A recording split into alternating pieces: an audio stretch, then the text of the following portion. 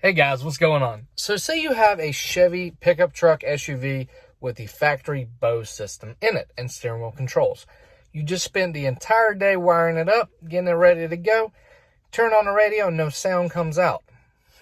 Wonder why? Well, here, today I'm going to show you how to fix that. So I went ahead and left this out because I have not made a video on this yet.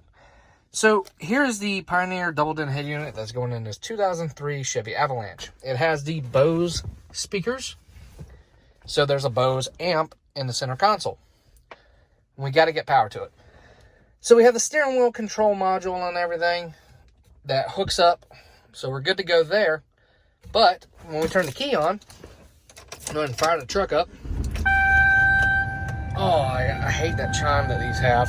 So we've got it set to number 7. And we're like, all right, cool. It should work. It's set for a Pioneer. It's made for GM.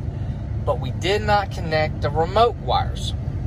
You have to connect the remote wire from the factory harness and the aftermarket radio for it to work. And I'll show you. So right now we have no volume. I connect these. Pay your fare. There you go.